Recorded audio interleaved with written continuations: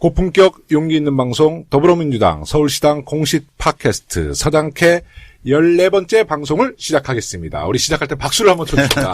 안녕하세요. 반갑습니다. 네, 반갑습니다. 네, 저는 서당캐 진행자인 서울 서대문을 국회의원 김영호입니다. 오늘 서당캐 13번째 방송 저와 함께 해주실 분들을 소개하겠습니다. 저와 함께 서당캐를 이끌어가고 계신 서당캐의 고정진행자 서울 은평갑 박주민 의원은 오늘도 아쉽게 나오지 못하셨어요. 세월호 인양 문제 등 이번 주에 일이 너무 많으셔서 그런 것이니까 우리 청취자분들의 양해 부탁드립니다. 하지만 마지막 부분에 우리 박주민 의원님과 전화 연결을 할 예정입니다. 대신 저와 함께 오늘 서당캐 방송 함께 해주실 뉴페이스 한 분 모셨습니다. 저와 비슷한 정치 인생을 살아오신 분이신데요. 사전 오기 끝에 20대 국회에 입성한 의지의 정치인입니다. 더불어민주당의 홍수환, 사전 5기의 국회의원 인천 서구울 신동근 의원님 나오셨습니다. 안녕하세요. 예, 반갑습니다. 네. 인천 서구울의 신동근입니다. 네, 예. 역시 지역구 국회의원은 꼭 지역구를 밟히시는 것 같아요. 맞습니다. 네. 지역구 참기하죠. 저도 네. 서울 서대문 을입니다. 을. 네. 아이고, 제가 네. 또 무엇보다도 가장 네. 좋아하는 우리 김영호 네. 의원 네. 같이 방송하게 돼서 너무 저도 좋고요. 너무 존경하고 정말 아닙니다. 제가 제일 좋아하는 우리 선배님. 또 카라스키아 멤버 아닙니까? 네네, 그렇습니다. 그 보수정당의 아성이었던 인천 서구 강화을 지역에서 4번을 낙선하셨어요. 예, 맞습니다. 예. 2번의 총선과 2번의 재보궐선거에서 낙선하셨는데, 예. 그때 좀 이렇게 포기하실 생각은 없으셨어요? 사람인데 왜 포기하고 싶은 생각이 없었겠습니까만. 네, 네. 근데 제가 조금 좀 느린 편인 것 같아요. 그러니까 네. 제가 대학도 10년 만에 졸업을 했습니다. 그러니까 대기만 성형. 이 전북에 있는 네. 기계공고를 나와서 네. 집안 형편이 어려워서 그래서 네. 대학은 또 치과대학을 갔습니다. 치과대학이 원래 6년으로 긴데다가 네. 또 도중에 학생운동 한다고 제적되고 감옥 갔다 오셨어요? 오고 예 그렇게 하다 보니까 한 11년 만에 졸업을 했고 11년 만에. 예, 대학원도 뭐 늦게 또 들어가서 네. 뛰동갑들하고 또 같이 예. 했고 이번에 이제 14년 만에 네. 또 배지를 달았는데 네. 입성을 했는데 어쨌든 좀 대기만성이라기보다는 좀 느리다. 네. 느려도 할 건 다 한다. 예. 예, 그러시군요. 그런 게 있습니다. 네. 예. 그리고 또 하나는 뭐 집도 그렇고 저 이사를 잘 못 가요. 친구도 또 한번 사귀면 잘 버리지를 못해요. 네, 그래서 네. 왔다 갔다를 못 하다 보니까 네, 네. 좌우명 중에 하나 저 고장난 시계는 하루에 2번은 받는다. 예. 왔다 갔다 하면 한 번도 안 맞지만. 예. 네, 그렇습니다. 근데 저도 비슷하거든요. 저도 37에 늦게 결혼해서 예. 47에 아이를 낳습니다. 예. 예, 중간에 제가 뭐 이혼하는 거 없고요. 첫 번째 부인이랑 지금 잘 살고 이제 47에 아이를 낳아서 제가 올해 이제 67년생인데 이제 아이가 5살이고요. 저도 국회의원 13년 만에 아이고. 저도 3번 떨어지고 4번째. 저거 동지입니다. 그래서 그 카라스케아라는 모임 우리 네. 청취자 여러분께 좀 말씀을 드려야 될 것 같아요. 어떤 모임이죠? 그러니까 저 홍수환 선수가 사전 오기 4번 그 헥토르 카라스케한테 다운되고 네. 예전에 아마 2라운드에 다운되고 네. 3라운드에서 아마 KO를 시켰던 걸로 알고 있습니다. 그래서 네. 4번 떨어지고 이제 5번 만에 당선된 사람의 모임인데 그런 분이 많지가 않아요. 네, 많지 않죠. 저거 네. 4번 떨어진 분은 저거 김두관. 근데 김두관 지사는 그래도 김두관 5번 의원은 이겼죠. 군수도 이기고 도지사도 이기고. 근데 저희는 국회의원만 채워야지 뭐 군수까지 칠 수 없죠. 아니 국회의원 4번 떨어졌어요. 그분. 국회의원도요? 그럼요. 근데 그러시구나. 도중에 네. 군수나 지자체 단체장에는 좀 셌죠. 그러셨구나. 근데 국회의원이면 처음 된 거고. 네네. 근데 그렇게 하면 조직이 안 되잖아. 조직은 네네. 3명 이상이 돼야 네네. 조직이 되는데. 네. 그래서 3번 이상 떨어진 사람. 네, 3번 이상 떨어진 사람. 맞습니다. 그러다 네. 보니까 네. 수도권에는 많지가 않아요. 그런 네. 분이. 네.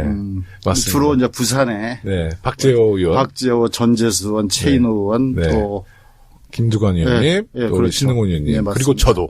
예. 네, 저도. 김부겸 의원도. 네, 좀- 김부겸 의원은 맞습니다. 고문님으로 우리가 네, 모시기로 고문님 했죠. 모시죠. 원래 고향이 전북 전주이신데. 전주는 아니고요. 예. 어디시죠? 원래 고향 경남 하동입니다. 경남 네. 하동이시구나. 지리산 밑에 하동입니다. 하동인데 네. 저희가 이제 집안 형편이 어려우니까 네. 전북 기회온고라고 네. 부산 기회온고, 금호온고 이렇게 네. 국립으로 네.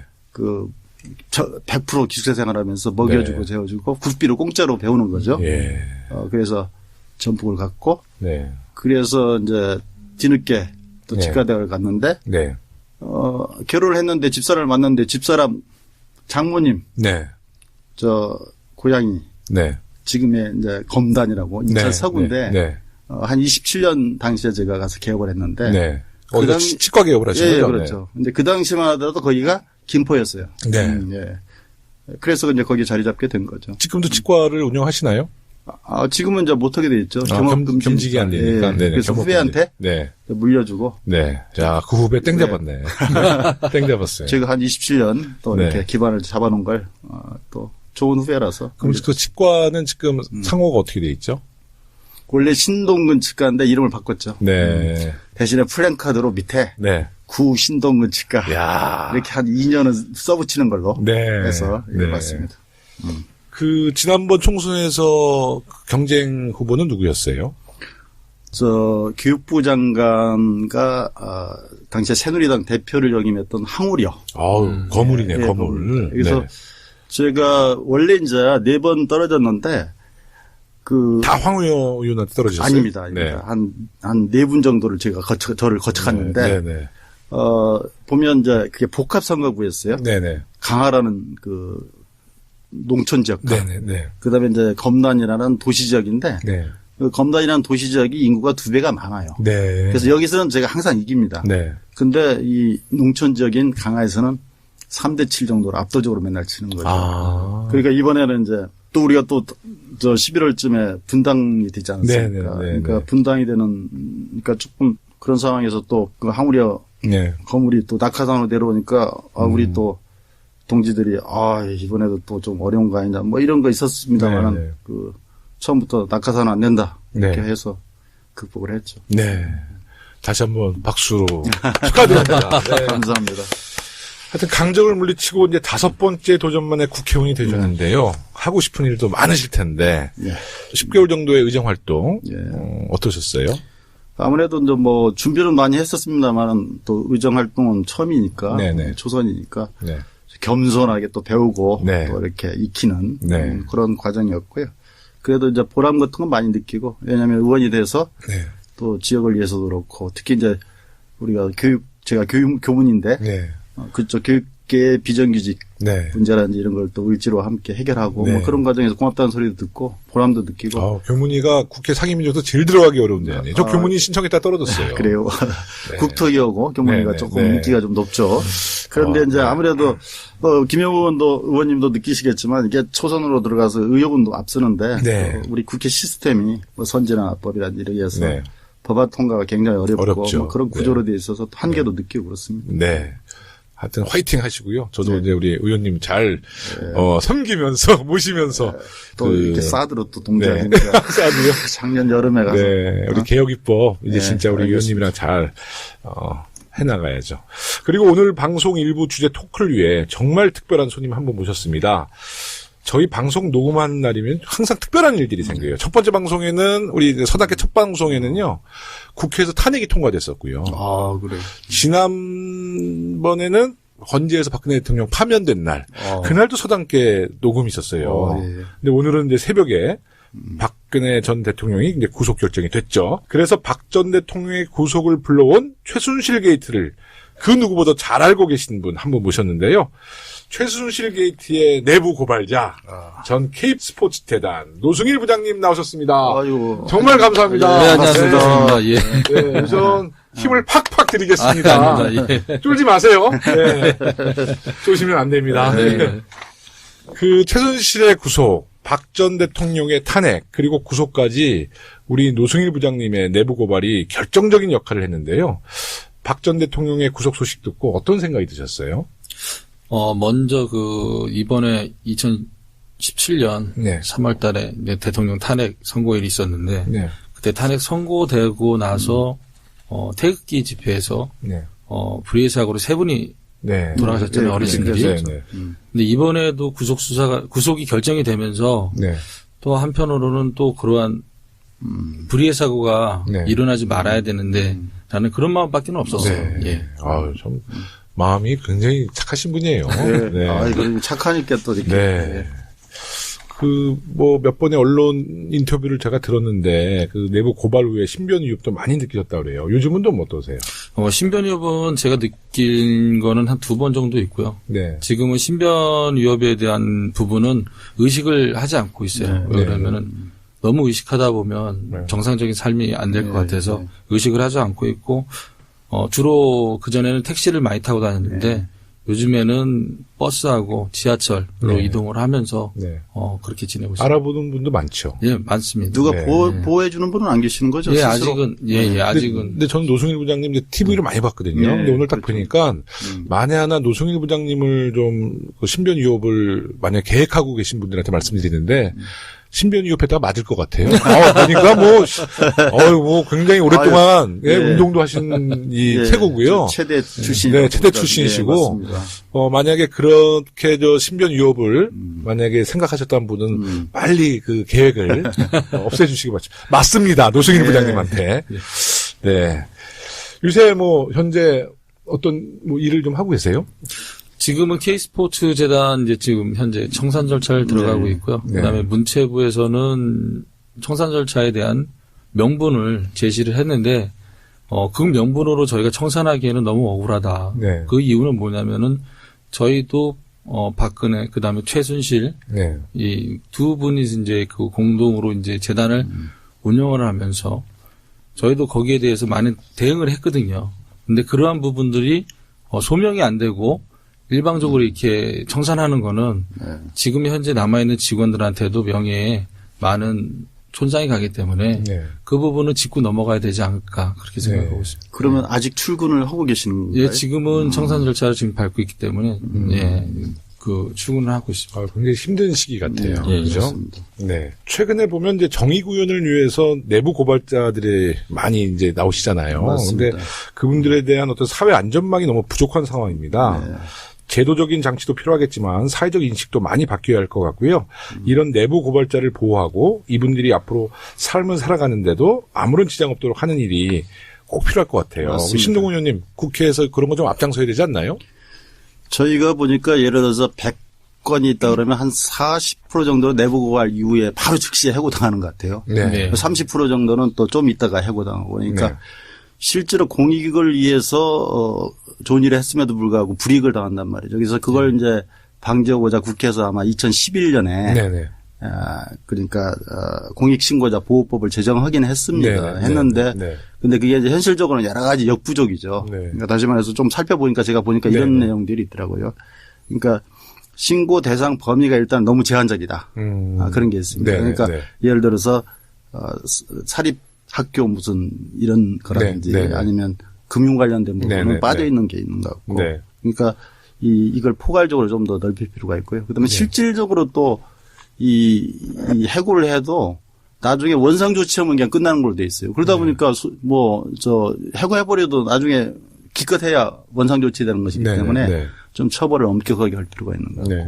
또 실제로 이제 그렇게 해직된 분들한테는 실제 생활에 도움이 되는 네. 그런 일정 기간은 구조장치를 반드시 해야 된다 이런 네. 생각 같죠.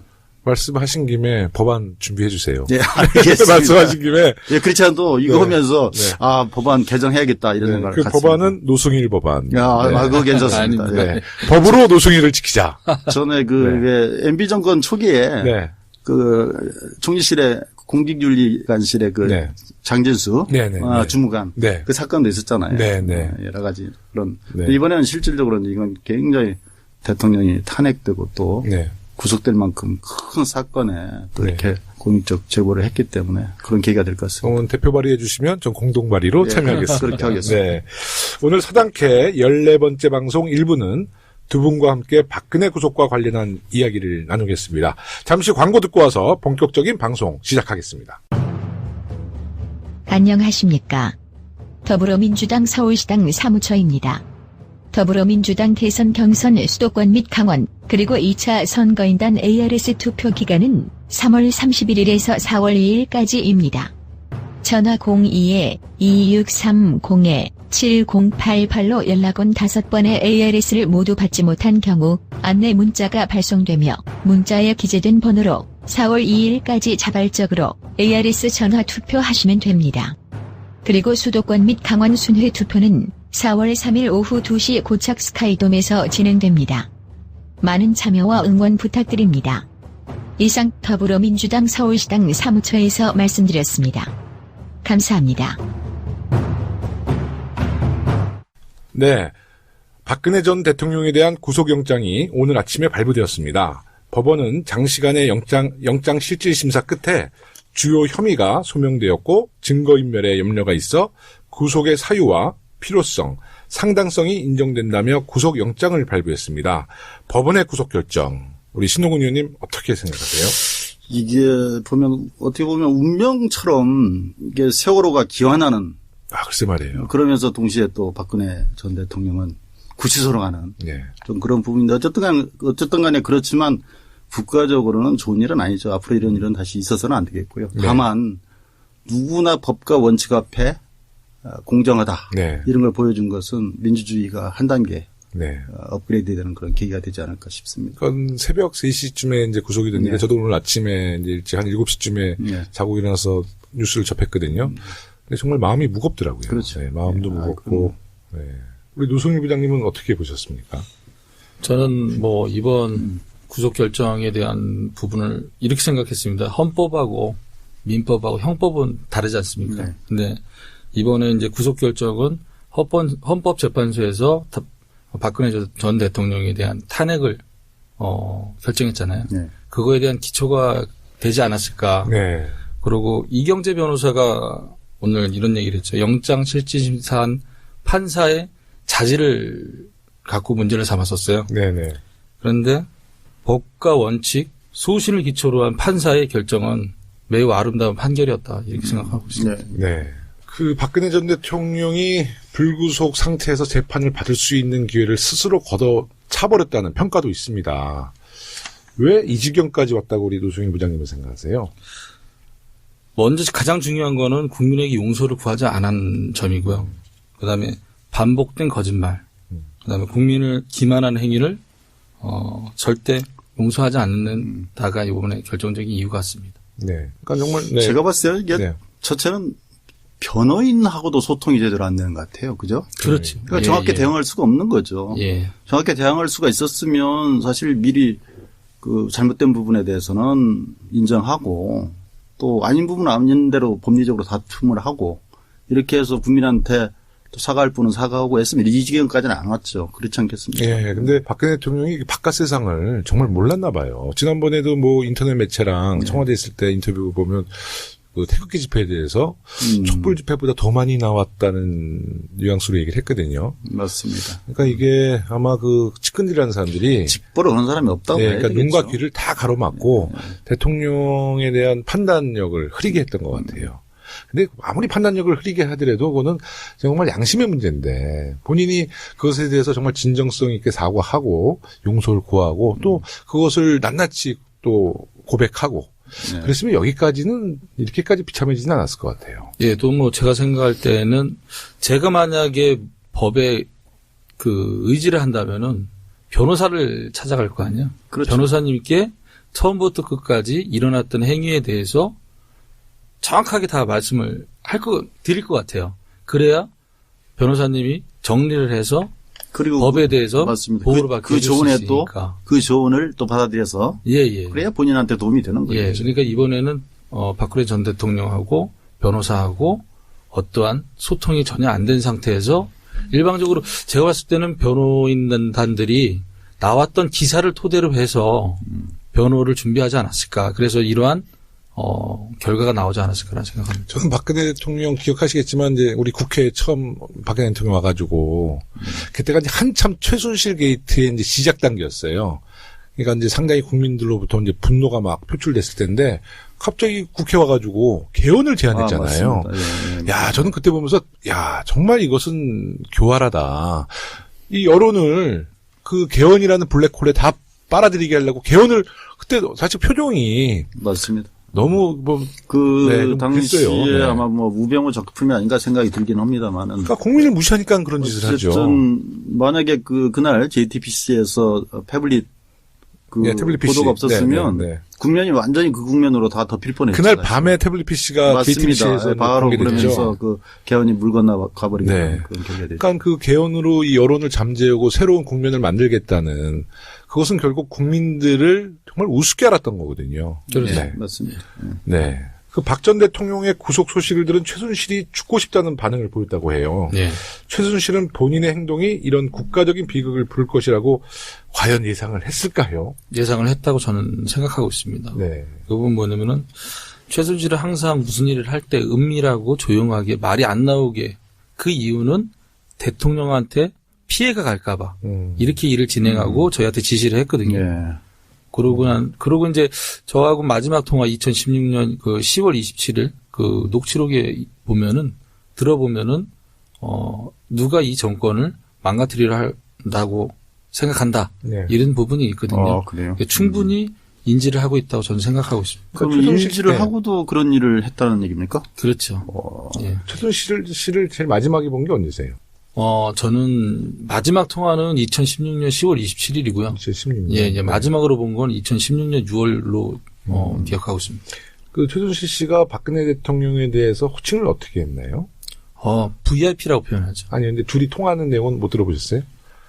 저는 뭐 잠깐 두 통화는 들어봤었는데 언니라고 그게- 하네요? 그런 표현을 안 씁니다. 네. 그냥 네 이렇게 표현하죠. 개인적으로 있으면 언니 했을 것 같아. 그랬겠죠. 그래서 저는, 사실 그 최순실 씨가 독일에 있을 때 갑자기 이제 귀국했잖아요. 네. 그때 저는 그냥 많은 우리 당원들에게 그냥 농담으로 아마 지금 박근혜 대통령이 청와대에서 최순실에게 전화해서 빨리 들어와라. 그러면 언니 무서워요. 그러면 이제 박근혜가 야, 나 그래도 집권하고 있을 때 들어와야지. 너 정권 바뀌면 너 죽어. 이런 농담을 했는데 나중에 밝혀진 게 뭐 대포폰으로 몇백 통화했다는 거 아니에요. 그렇죠. 네. 뇌물죄에 대한 이제 혐의에 대해 자신이 사익을 추구하지 않았다는 주장을 박근혜 대통령이 계속하고 있어요. 네. 이와 관련해서 이제 노승일 부장님께서 미르 K디다는 박 전 대통령이 퇴임을 위한 것이다라는 말씀을 하셨는데요. 네. 그건 어떤 근거에서 말씀하신 거예요? 그 부분은 이제 그 작년 청문회 때 하태경 의원님이 질문하셨고, 네. 그다음에 헌법재판소에서도 이번에 증인으로 출석해서 재판에서 네. 과정에서 이제 질문이 들어왔었는데 그때는 명쾌하게 답을 못 드렸어요. 네. 왜 그러냐면 이 부분은 최순실한테 제가 들은 내용이잖아요. 네. 들은 내용이니까 어떠한 자료나 증거가 없단 말이죠. 네. 제가 이렇게 들은 내용을 얘기해서 뒷받침할 부분이 전혀 없었던 거예요. 네. 그래서 그 부분은 사담이었다 이렇게 얘기를 했었는데 네. 2016년 6월 달에 그 마지막으로 본 게 이제 최순실을 그때 봤다고 말씀드렸잖아요. 네. 그때 이제 최순실하고 이제 저하고 이제 그 한 두 명이 더 있었는데 네. 선술집에서 이제 술을 마시고 이제 헤어지는 과정에서 대통령이 퇴임 후에 VIP로 표현하죠. 네. VIP께서 퇴임 후에 재단을 오실 거니까 노 부장이 좀 더 그렇게 신경 직접 써서 얘기했습니까? 일해줬으면 좋겠다 이런 말을 했었죠. 네. 네. 저희가 봤을 때도 이게 처음에 이름이 이게 심상치가 않잖아요. 네. 네. 미르 재단. 네. 그러니까 미르가 또 그 용 아닙니까? 네. 네. 그러니까 용은 또 곧 뭐 왕, 네. 대통령. 네. 그리고 또 그 박근혜 전 대통령이 용띠 아닙니까? 네. 용띠예요? 맞습니다. 네. 그래서 이건 과거에 일해재단이 처음에 딱 떠오르더라고요. 네. 일해재단. 네, 맞습니다. 네. 그 최순실 씨를 처음 만나서 이렇게 네. 같이 일을 해보시면 네네. 좀 이렇게 인간적인 인간적인 면도 있나요? 처음에 제가 2014년 2월 달에 이제 그 SDT라는 사단법인 제의가 들어왔을 때, 면접을 봤었어요. 네. 저는 그분인지도 모르고 면접을 최순실 씨가 봤어요. 면접관으로 나왔어요? 그분이 이제 뽑았거든요. 본인이 사단법인을 만드는 과정에서. 고영태 씨를 통해서 이렇게 면접 왔으니까. 예. 그래서 만났는데, 그때는 좋은 말을 해주셨어요. 그러니까, 지금 현재 뭐 하냐 그래서 증권회사 다닌다니까는 그러면은 전공하고 무관한 직장을 갖고 있지 않냐. 네. 지금부터는 전공을 살려서 네. 돈을 쫓지 말고 명예를 한번 쫓아봐라. 남자가. 그런 얘기를 좋은 말 해줬거든요. 네. 근데 나머지는 이제 그거 외에는 전혀 좋은 말이 없었던 거죠. 네. 그 명예는 박근혜 대통령과 같이 운명을 같이 해라. 그 얘기네, 사실. 네. 명예 쫓을 뻔했으면 큰일 날 뻔했어요. 네, 이제 망할 뻔했죠. 이제 박근혜 전 대통령이 조만간 기소가 되면 곧 재판이 시작될 거고, 또 네. 우리 노승일 부장님은, 헌재 탄핵 심판처럼 박 전 대통령의 재판에도 증인 출석을 하실 수 있을 것 같아요. 혹시 부담은 안 되시는지요? 부담은 없습니다. 왜냐하면 최순실 재판하고 그다음에 이제 헌법재판소에서 박근혜 대통령 전 대통령 탄핵에 대해서 증인으로 나갔었기 때문에 네. 마주보고 또 제가 진술한다는 부분은 부담은 안 돼요. 네. 가서 사실대로 진솔하게 답변할 겁니다. 네. 예. 근데 상대는 항상 이렇게 째려보고 이렇게 레이저 눈빛 쏘고 그러죠? 보니까. 그렇죠. 그러니까 증인석에 앉으면 판사님이랑 저하고 이제 눈이 이제 마주치고요. 네. 예, 오른쪽에 이제 앉게 되는 거죠. 그분들은. 예. 노승일 부장님이 한번 광선 쭉 한번 쏴주세요. 네. 왜 우리가 광선을 받아야 돼? 우리가 광선을 쏴야지. 그 오늘 이재용 부회장이 이제 재판이 있었어요. 근데 이 전 부회장이 박근혜 최순실 관계를 몰랐다고 진술했다고 합니다. 그 독일에서 삼성과 계약할 때 상황을 좀 잘 상기시켜서 한번 얘기해 주실 수 있으세요? 정말 이재용 부회장이 박근혜 최순실 사이를 몰랐을까요? 모른다는 거는 제가 생각할 땐 거짓말인 것 같고요. 네네. 당연히 모를 수는 없죠. 네. 뭐 국민들 대부분도 아실 거예요. 삼성의 법무팀이면 그러면. 서울지방법원도 만들 수 있고 네. 중앙지검도 만들 수 있고 그러한 정보력을 갖고 있는 데서 삼성에서 최순실을 모른다? 그건 말도 안 되는 얘기고요. 뭐 과거에 이재용 부회장도 승마 선수였던 걸로 알고 있어요. 정말요? 예. 알고 있고 뭐 그거 모른다는 거에 대해서는 제가 생각할 때는 거짓말일 가능성이 가장 크다라고 말씀드리고 싶고 당시에 그 독일에서 계약했을 때는 박상진 삼성전자 사장하고 황성수 그 전무하고 그다음에 법무팀 직원 1명 이렇게 동석을 했었거든요. 그렇다 본다면은 그러한 계약을 하는데 이재용한테 보고를 안 한다. 그다음에 자세하게 보고를 안 한다. 그거는 삼성이 그 전에 미래전략실을 갖고 있었잖아요. 네네. 그런 거를 비춰봤을 때 모른다는 진짜 말도 안 돼요. 그렇죠. 인력도 아니고 뭐 몇백억이 왔다 갔다 하는데 모를 수가 없는 거죠. 그렇죠.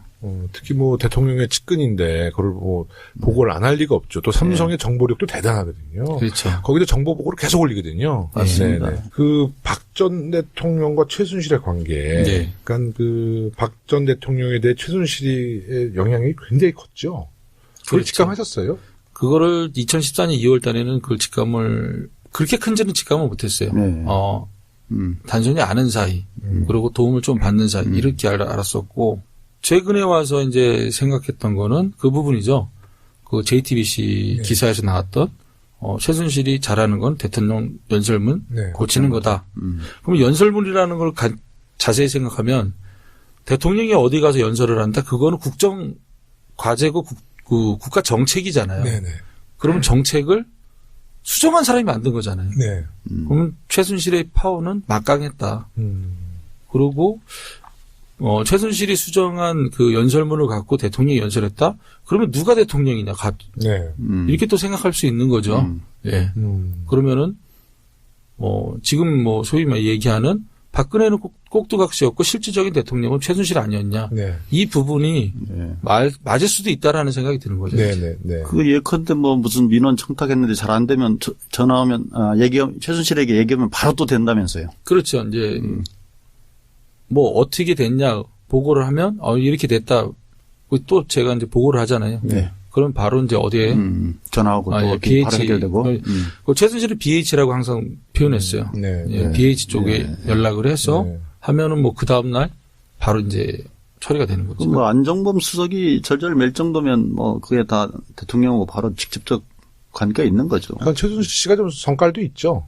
그렇죠. 네. 예. 뭐 다혈질입니다. 한번 좀 뭐 예를 들어서 어떤 일이 좀 있었어요. 네, 좀 일화가 있나요? 욱해가지고 막 폭언을 한다든지. 그 부분은 폭언 같은 경우에는 당시에 이제 제가 이제 WK 사무실에서 회의를 했을 때 저희가 회의를 하다가 잠깐 나가 있었단 말이죠. 근데 오 교수님하고 통화를 했나 봐요. 네. 지금 추측을 하면은 그게 이화여대가 아닐까. 그런데 엄청난 소리를 지르고 해볼 테면 해봐라. 법으로 해라. 내가 누군지 아냐. 이렇게 얘기를 했었거든요. 그런 일화가 좀 찾아가서도 증언에 하면 찾아가서도 그 말하자면 정유라 담당 교수에게 네. 폭언을 했다고 그러죠. 그래서 네. 담당 교수가 못하겠다. 네. 그래서 그렇게 담당 교수를 바꿨다고 그러죠. 네.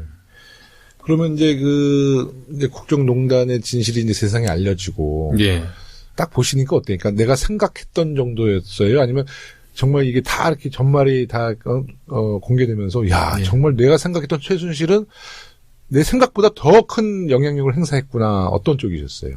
예, 맞습니다. 더 큰 영향력을 행사했던 거죠. 제가 지금 현재 검찰이 밝힌 거는 네. 조그만 점에 불과한 것밖에 안 되는 것 같아요. 야. 예. 그리고 이제 그 점이 큰 불씨가 되고 그 불씨가 이제 활활 타오르면서 여러 개의 저도 몰랐던 부분들이 많이 나왔던 거죠. 네. 개입된 부분들이. 그 미르재단 관련해서 문화계 쪽은 차은택 단장이 주로 역할을 많이 했잖아요. 그렇죠. 그건 이 스포츠 쪽은 우리 노 부장님이 주로 많이 핸들링을 하셨나요? 당시에? 스포츠 쪽은 최순실이 직접 핸들링을 거의 했죠. 본인이 직접 했나요? 예, 예. 근데 저는 하여튼 최순실 씨 최근에 엄청난 보도를 보면서도 저 역시도 이게 빙산의 일각이다. 그럴 것 같아요. 왜냐하면 사실 그 당시 검찰이 제대로 수사를 안 했잖아요. 특검은 너무 짧은 시간을 조사했고. 그렇죠. 그래서 측면이 있죠. 저희가 이제 새로운 정부가 들어서도 여기서 온종주의를 우리가 보여줄 것이 아니라 정말 이 국정농단은 정말 끝까지 추적을 해서 모든 그 사실을 다 밝혀내야 될 것 같아요. 그렇죠. 지금 현재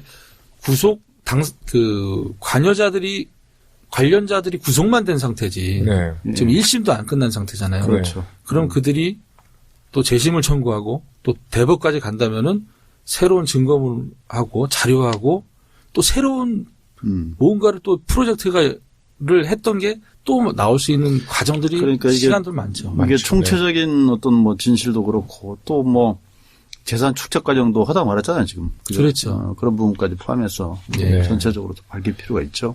예, 우리 노승일 부장님은 이제 최순실에게 처음 해고를 당하시고 1년 넘게 지난 후에 다시 일을 돕게 되시는데요. 네네. 이때 이제 독일에서 비덱 스포츠의 전신인 코어 스포츠라는 네네. 회사를 만드는 데 참여하셨습니다. 네네. 독일에서 하신 일에 대해서 조금 설명해 주시면 좋겠어요. 최순실한테 2015년 8월 초에 네. 제가 생각할 때 한 6일쯤으로 알고 있는데 당시에 저를 만나서 코어 스포츠를 설립을 해야 된다. 근데 네. 가서 변호사 네. 독일이니까 네. 독일에서 설립할 수 있는 같이 파트너를 할 수 있는 변호사. 네. 그다음에 사무실 네. 회사가 있어야 되니까요. 네네. 그 사무실을 알아보라고 네. 해서 그 지시 두 가지를 받고 가거든요. 네. 그래서 이제 코어 스포츠의 설립 과정에서 변호사를 컨택을 했고 그다음 변호사하고 최순실하고 연결을 해줬고 그래요. 그다음에 사무실을 이제 또 알아보고 그 현재 소개자가 있었죠. 관리하는 재산관리인이라고 얘기하는. 그 부분은 그때는 잘 모릅니까? 저는 몰랐었어요. 예. 그때는 몰랐었어요. 그다음에 이제 최순실이 마음에 들어한 부동산들이 몇 개가 있었어요. 네. 그 부동산을 같이 보러 다니고 예. 거기까지만 이제 예. 하고 나왔었죠. 근데 왜 최순실 씨가 그 주 무대를 독일로 삼은 이유가 있나요? 독일을 해요? 아니요, 저는 독일어도 못하고. 아니요, 최순실 씨. 독일어도 못하시죠. 근데 왜 자기의 과거에 독일에 좀 체류했던 적이 있었던 그렇죠. 것 같아요. 제가 알기로는 최순실 씨가 1982년도에 처음 독일에서 간 걸로 알고 있어요. 네. 그다음에 이제 그 이후에 이제 독일을 왔다 갔다 했었고 거기에서 독일에서 많은 지인들하고 이제 인맥이 형성이 된 과정도 있었고 그래서 다른 나라보다는 독일이란 나라. 그러니까 만약에 삼성하고 코스포츠가 계약을 맺는데 네. 국내에서 만들었다 그러면은 언론에 많이 노출이 될 거 아니에요. 맞습니다. 최순실은 은밀하고 조용하게 말 안 나오게 진행하는 스타일인데 그러면 국내에서 진행을 못 하잖아요. 또 이게 어떻게 보면은 정경유착의 하나의 방법인데 이 방법을 은밀하게 진행할 수 있는 거는 제3국이죠. 네. 근데 독일은 본인들의 지인도 많고 하니까 거기에다가 독일에다가 연고지를 두지 당시에 않았나. 왜 마장이나 말을 삼성이 직접 하지 않고 예. 모나미를 통해서 그때 하고 그랬잖아요. 예, 모나미 얘기는 제가 예. 제가 이제 독일에서 해고를 당하고 들어온 이후에 이제 이후에 벌어진 일인가요? 이래라 못남이 거는 제가 잘 모르고요. 네. 근데 뭐 하여튼 뭐 유럽의 최순실 씨가 그 페이퍼 컴퍼니를 많이 갖고 있다. 뭐 이런 예. 보도도 나온 적이 있거든요. 그러니까 예. 저는 왜 최순실 씨가 주무대를 독일로 삼았는지 그게 늘 궁금했어요. 네. 지난번 한번 노웅래 의원께서 네네. 본회의장에서 네네네. 그 박정희 전 대통령 네. 비자금 네. 스위스 계좌 얘기를 했는데 네. 혹시 그것과 연계돼서 공동재산관리인으로서 뭐 그런 건 아닐까요? 뭐 그런 것도 뭐 사실 충분히 설득력이 있는 네. 의심이 들죠. 네. 합리적 네, 합리적 의심이 들고. 근데 또 보니까 그 최순실 씨가 82년도에 독일을 갔다 그러는데 그 최근에 전두환 대통령 뭐죠? 요새 책 하나 뭐 냈잖아요. 예, 회고록 같은 회고록. 거. 예. 거기 보면 그때 최태민 씨는 또 양구 쪽으로 보냈다고 그래요. 군부대로 뭐 네, 양구, 보냈다고 21사단. 그래요. 예. 펀치 보냈고요. 아버지는 강원도로 보내고 딸은 독일을 보낸다. 하여튼 좀 그거는 좀 이해가 안 되는 거고요. 그 우리 노 부장님은 이제 그 코어 스포츠라는 회사에 참여하면서 이제 그때부터 최순실에 대한 문제를 좀 의식하고 자료를 그때부터 좀 모으기 시작하셨죠. 처음에 자료를 못 모았던 거는 2014년 2월 달에 이제 최순실을 만나서 SDT라는 그 체육 영재 네, SDT. 를 육성할 수 있는 사단법인을 만들려고 했었어요. 그러니까 SDT가 뭐냐면 스포츠 도네이션 탤런티드라는 네, 네. 그 가칭을 그 갖고 분당하고 일선에다 만들려고 했다는 예. 말이죠. 근데 최순실 씨가 페이퍼 2개를 갖고 왔는데 네. 분당과 일산 올림픽 스포츠센터 양 2개를 갖고 와서 둘 중에 하나를 선택해라. 네. 그러면 육성을 할 수 있게끔 시설도 사용해주고 운영권도 네. 줄 수 있다고 한다라고 네. 했죠. 그래서 네. 그때 당시에 이게 권력형 비리라고 저는 판단이 들었었죠. 예, 그리고 이제 자료를 취합하려 해도 취합할 수가 없었어요. 한 달 만에 또 해고를 당했기 네. 때문에. 네. 그리고 당시에 일산과 분당의 페이퍼는, 갖고 온 페이퍼는, 문체부에서 내려오는 공식 문서가 아니었었어요.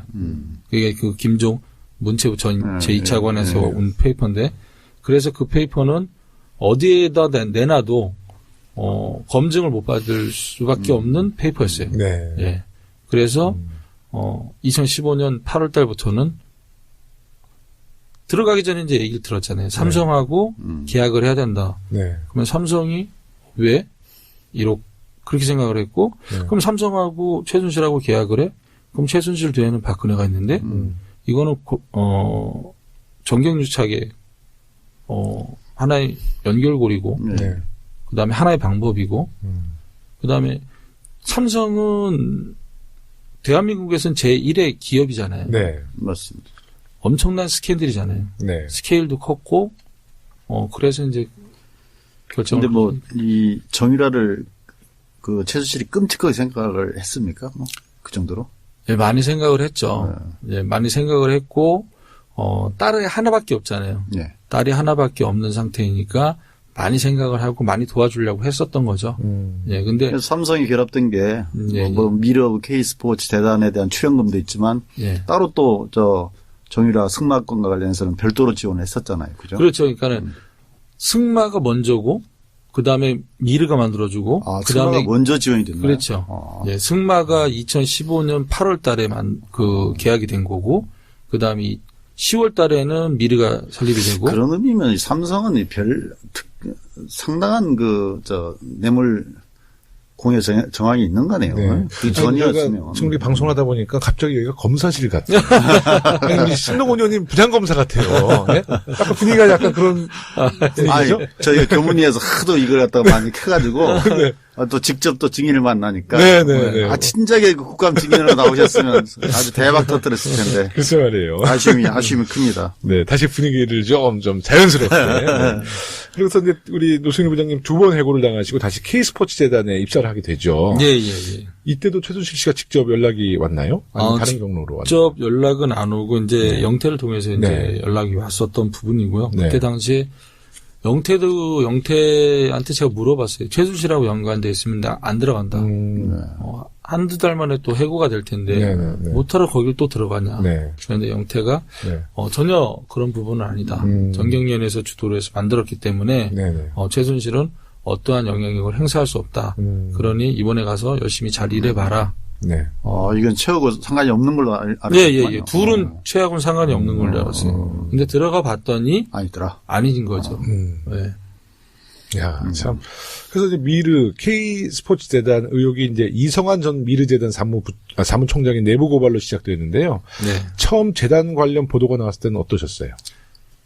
당이라고 생각했어요. 원래 제가 2015년 그 독일에서 해고를 당하고 2015년 12월 달에 제가 한국에 다시 돌아오거든요. 네네. 그때 이 문제를 터뜨리려고 했었던 거였는데 한번 참고 그 다음에 2016년 3월 달에 또 이제 한번 터뜨리려다가 한 번 더 참고 그러다가 미르와 K스포츠가 불거지면서 자연스럽게 검찰에 출두할 수 있는 기회가 생겼었던 거죠. 네, 그래서 저는 조금 더 기회를 보고 또한 언론에서 더 많은 기사가 나오길 바랬었어요. 왜 그러냐면 민감하고 이러한 큰 문제를 혼자는 저는 감당을 못 하잖아요.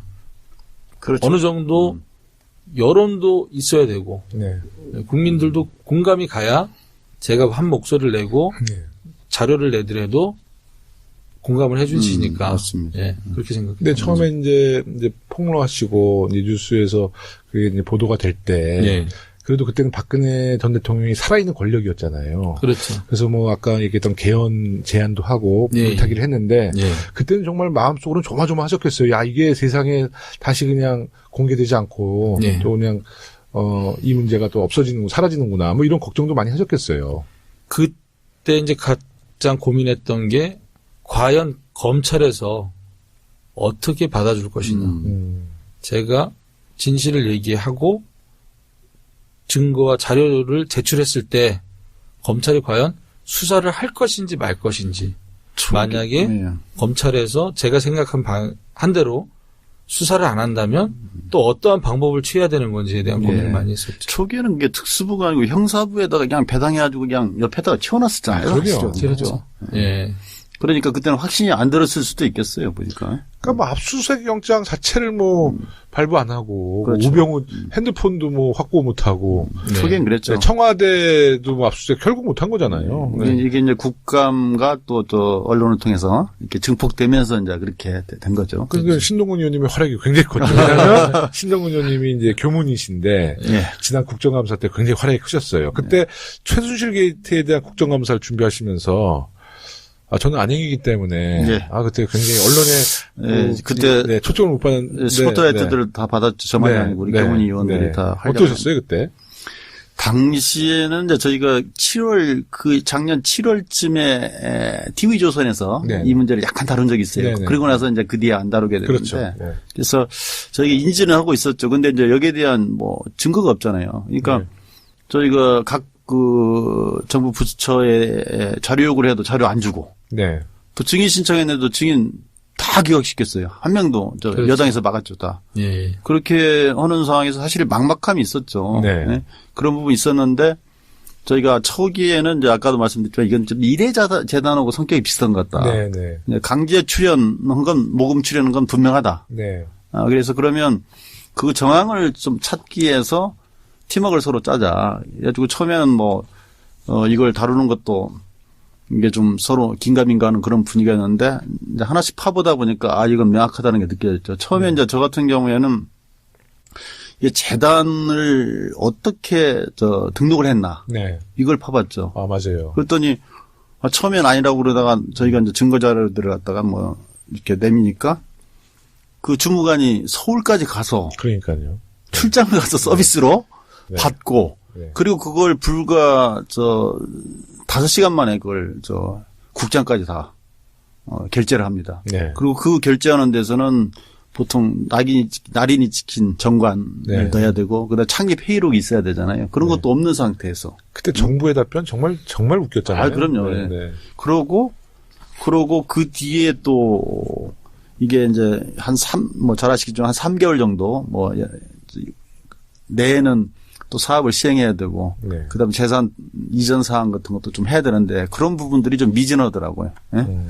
그럼에도 불구하고 이렇게 하는 걸 보면서 이건 보통 우리가 재단 하나 설립하는데 보통 빨라도 3주 이상 걸리거든요. 그다음에 개인이 하려고 그러면 이 세종시까지 가요. 네. 해도 또 서류 미비하면 맞고 네. 맞고. 그럼요. 그게 다 정상인데 네. 이건 특정 부위에서 지시가 있었던 그때 거죠. 조윤선 장관도 그렇게 답변했죠? 조윤선 장관도?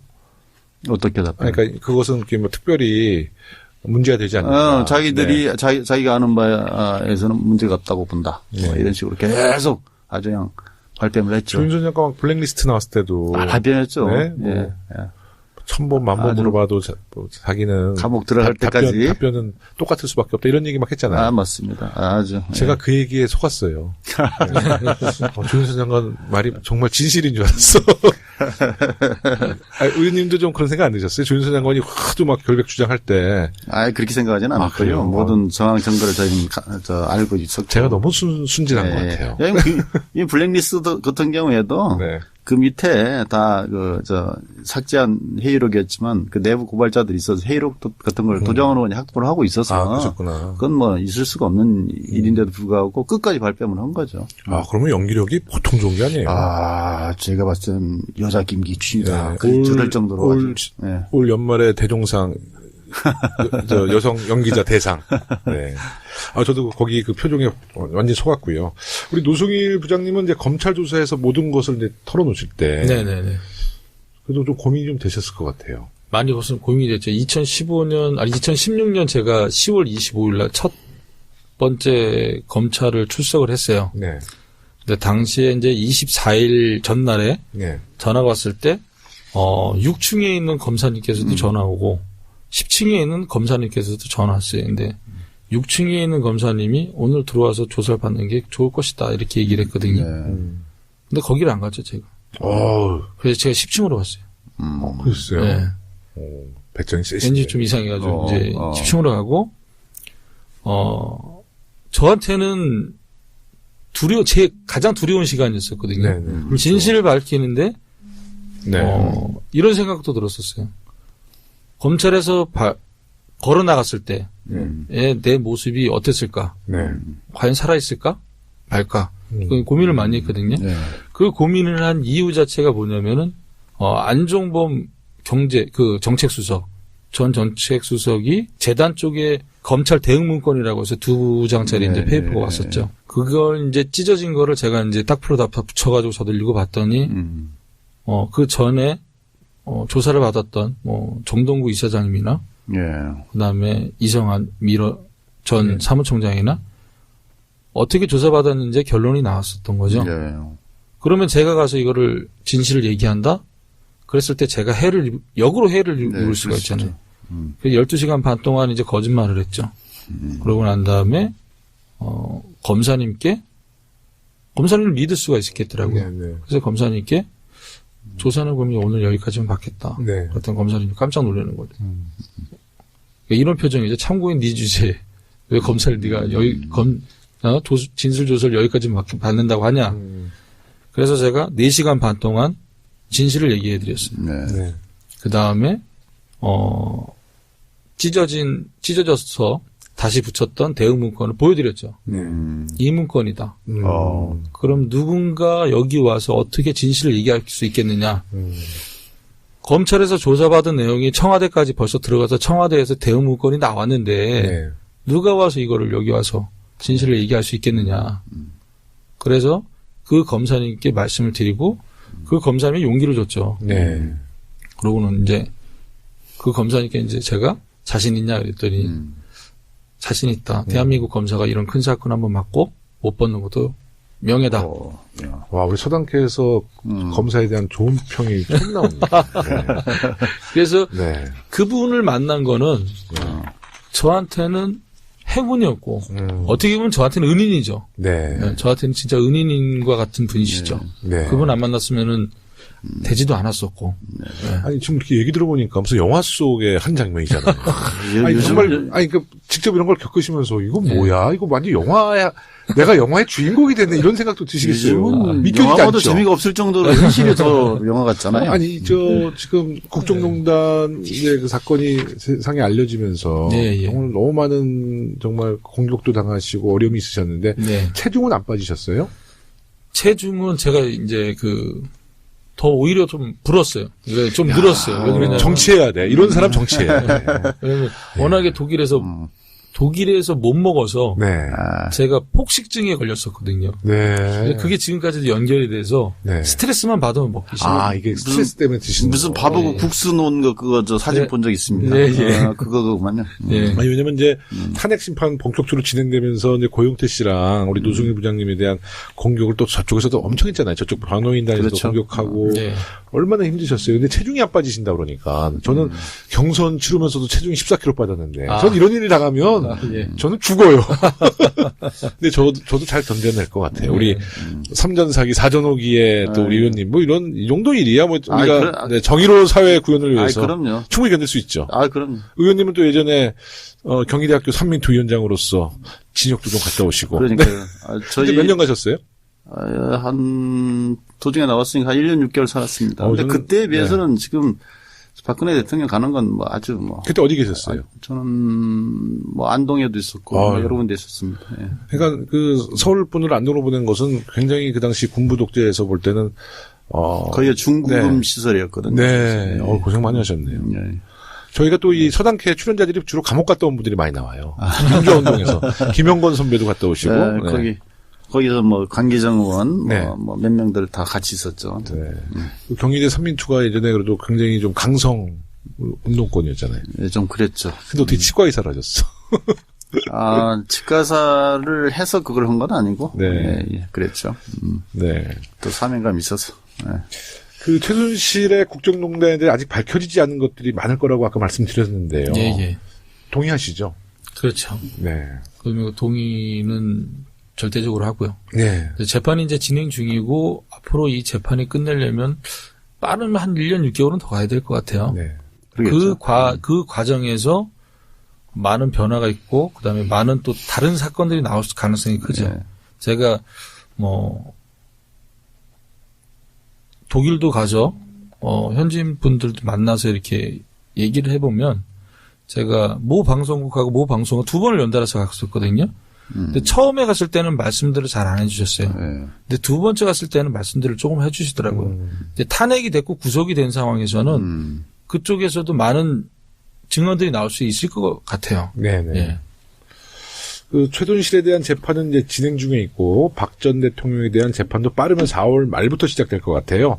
재판에서 가장 쟁점이 될 내용이 이제 뇌물죄와 관련된 부분일 텐데 우리 신동훈 의원님 뇌물죄 적용을 이제 박근혜 대통령이 극구 부인하고 있단 말이죠.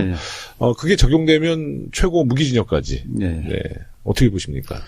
근데 뭐 지금 많은 증거들이 나와 있잖아요. 네. 이 제일모직하고 삼성물산하고 합병 과정에서 국민연금 작용하지 않았습니까? 그 부분에 대해서 뭐 국민연금 그 공단 이사장도 그렇고 문영표 전 장관도 그렇고 네. 본부장도 그렇고 뭐 다 그렇게 증언하고 있고 네. 여러 가지 정황이 있기 때문에 또 뭐 특검이나 검찰을 통해서 거기에 대한 여러 가지 물증들과 또 증언들을 많이 확보했다 이렇게 생각합니다. 그래서 그만한 그 개연성이 있기 때문에 구속영장도 받아들였다 이렇게 보이는 거죠. 네. 우리 노승일 부장님은 어떻게 생각하세요?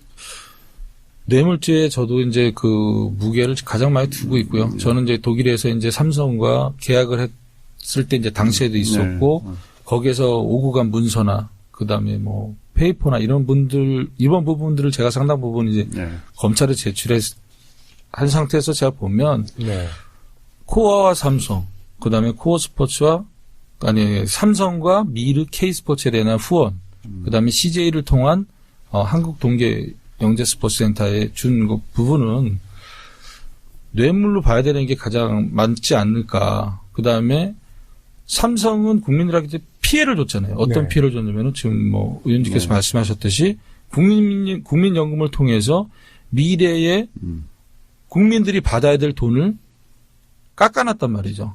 예, 그 부분에 대해서는 삼성이 더 나아가서 세계 1위의 기업이 되려면 지금 현재 상태에서 용서를 구하고 신뢰를 바탕으로 해서 경영을 하지 않는다면 삼성은 더 이상의 삼성이 아니다. 그리고 뭐 글로벌 기업이라고 할 수 있는 삼성이 돈을 주면서도 최순실한테 거의 뭐 절절 매는 식으로 갑이 최순실이었잖아요. 그죠? 그렇죠. 그거 느꼈죠 그 당시에. 그렇죠. 예, 그러니까 그건 뭐 분명히 그게 권력이 무서워서만은 아니다. 삼성이 어딘데 뭔가 이해관계 이득이 있었으니까 그럴 수밖에 없었을 것이다. 그렇죠. 당시에서 계약서를 작성할 때도 최순실이 이건 이렇게 바꿔야 되고 저건 저렇게 바꿔. 이건 이렇게 해야 된다고 하면 그대로 다 바꿔줬거든요. 그렇죠. 예, 맞습니다. 예. 이제 노승일 부장님도 이제 또 정상적인 직장도 이제 구하셔야 될 텐데. 예. 뭐 진행되는 게 있으세요? 정상적인 직장 생활은 박근혜 전 대통령이 이제 구속이 되면서 네. 박근혜 전 대통령에 대한 대법원 판결이 끝난과 동시에 정상적인 직장을 구하려고요. 네. 그 전에는 필요하면 또 검찰에 또 참고인 조사도 가야 되고 네. 재판 과정에서 증인도 나가야 되고 그래야 되기 때문에 정상적으로 어떠한 직장을 구한다는 거는 힘들 것 같아요. 예. 그러면 꽤 긴 시간을 예. 아직 젊으신데 예. 어떻게 살아요 그러면? 뭐 아르바이트를 다른 걸 하든지. 그래서도 이제 이게 네. 공익 제보자들에 대해서는 그러니까요. 뭔가 구조 지원이 있어야 되고요. 그다음에 네. 어쨌든 간에 뭐 이게 사실은 뭐 인생은 스스로 결정하는 거지만 이런 계기가 또 우리 노승일 부장께서 또 이게 공익적 인생을 사는 그런 전환점이 되지 않을까 싶기도 하죠. 제가 뭐 프로필 보니까 그 한국 최대 네. 또 출신에다가 배드민턴 선수셨고요. 네. 그리고 또 총학생 회장 출신. 그렇구만요. 또 우리 선배님이랑은 예. 또 제가 네. 눈이 반짝 뜨이네. 네, 총학생 회장 출신이세요. 네. 지금도 배드민턴 지금도 좀 취미 삼아 치세요? 못한 지가 한 2년 됐어요. 네. 우리 서대문 을구 배드민턴 클럽 많은데 한번 와서 우리 지금 굉장히 국민적인 스타시니까 한 번 더 배드민턴 경기 한번 해주세요. 예, 좋죠. 그런데 네. 동호인 분들보다 제가 못 칠 거예요. 배드민턴이란 게요. 워낙에 잘 치세요. 구력이 따라서 네. 제가 한 80대 어르신이랑 배드민턴 치다가 허리 완전히 마비 증세 와가지고 한 3일 누워 그게 있었어요. 힘만으로 되는 게 아니죠.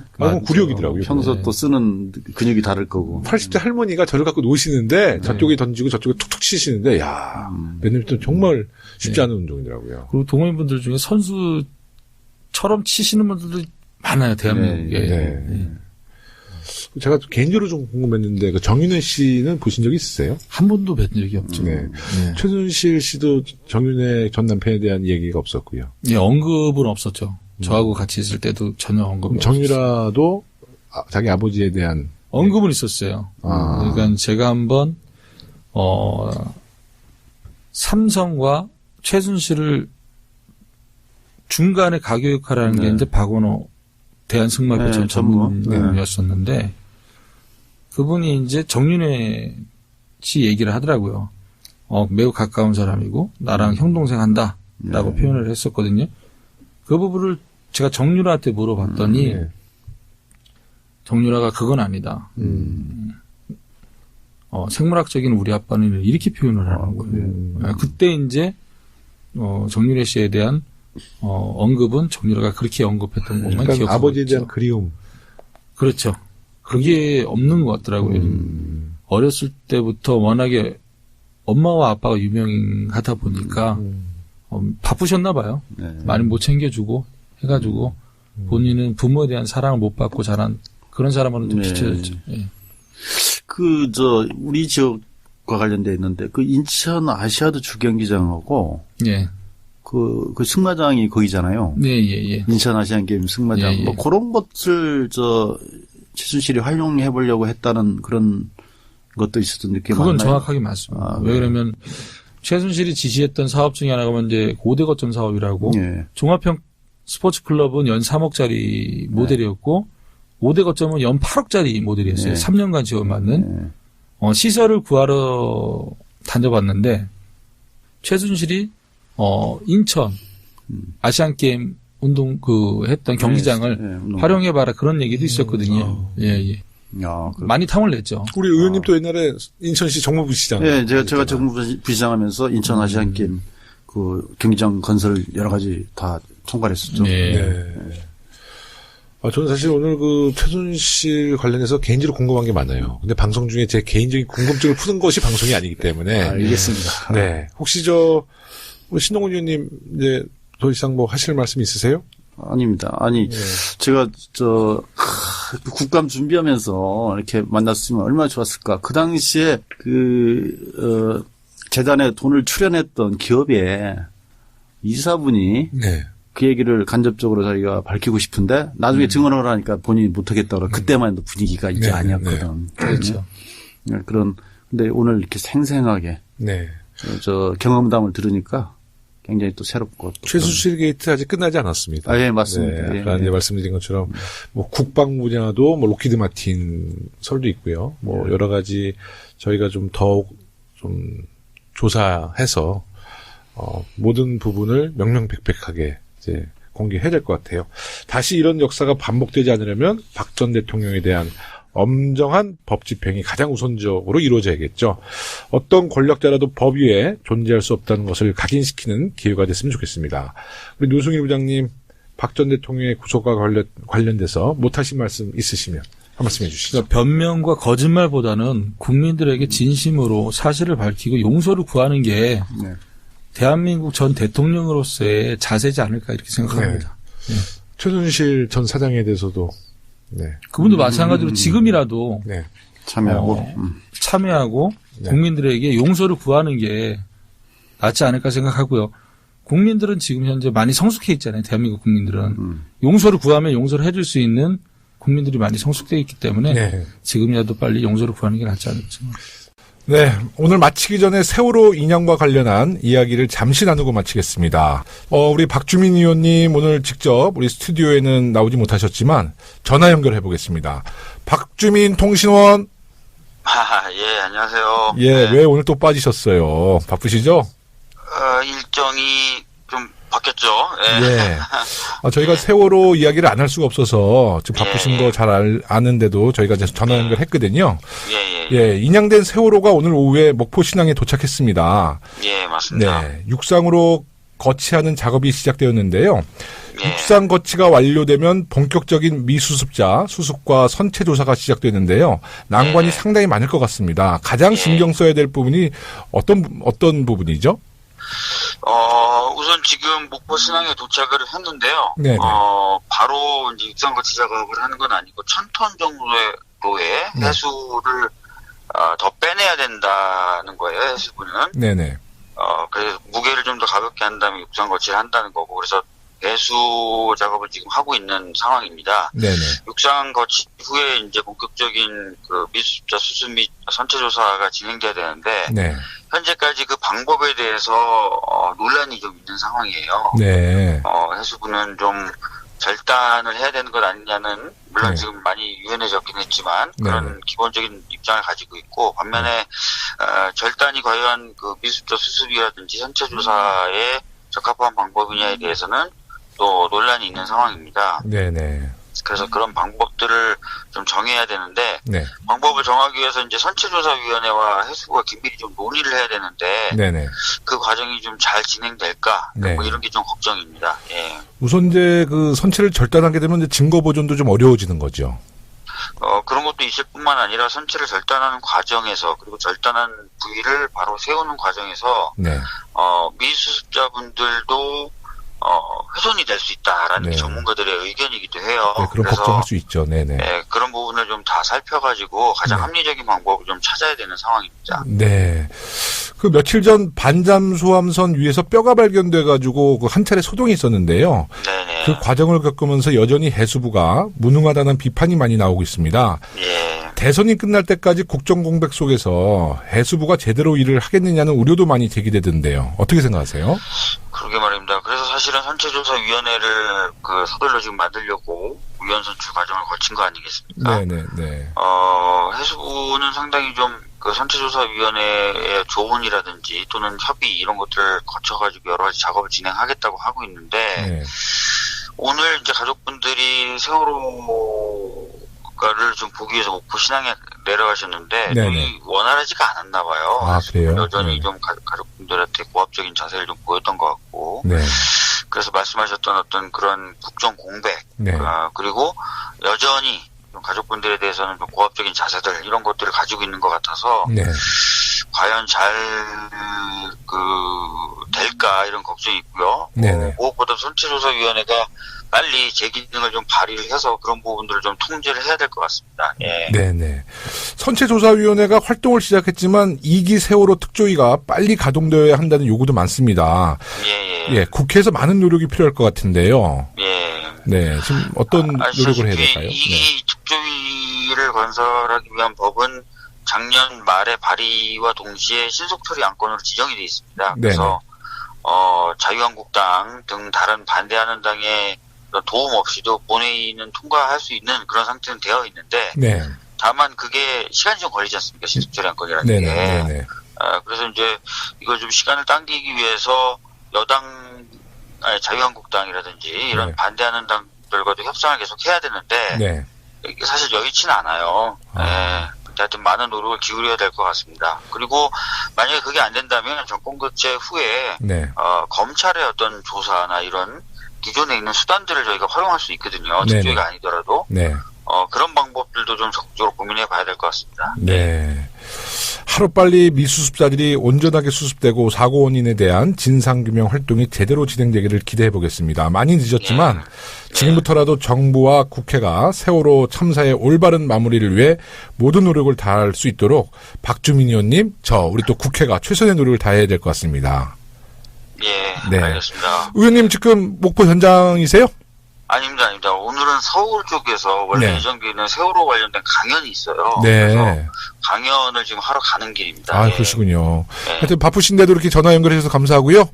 예. 예, 우리 박주민 의원님 화이팅입니다. 예, 열심히 하겠습니다. 예, 감사합니다, 의원님. 다음 주에는 꼭 나오시고요. 네, 감사합니다. 예. 네, 고맙습니다. 오늘 서당캐 14번째 방송 1부가 마칠 시간이 되었습니다. 오늘 노송일 부장님 나와주셔서 다시 한번 감사드리고요. 최근에 노송일 부장님이 대중교통 타고 다니신대요. 알아보시는 분 있으면 파이팅도 외쳐주시고 쫄지마! 그렇게 한번 외쳐주시고. 감사합니다. 우리 정말 노승일 부장님께 힘을 좀 우리 국민 여러분들과 청취자 여러분들이 실어주셨으면 감사하겠습니다. 이제 이것으로 서당캐 14회 방송 1부를 마치겠습니다. 2부에서는 대선을 앞두고 많은 국민들이 관심을 갖고 계시는 여론조사에 대해 전문가 모시고 이야기 나눠보겠습니다. 신동근 의원님은 가시면 안 됩니다. 2부도 함께 해주시고요. 예. 2부도 많은 청취 부탁드립니다. 더불어민주당 서울시당 공식 팟캐스트 서당캐 14번째 방송 1부 이것으로 마치겠습니다. 청취해주신 모든 분들께 감사드리며 내일 2부로 다시 찾아뵙겠습니다. 감사합니다. 고맙습니다. 감사합니다. 수고하셨습니다.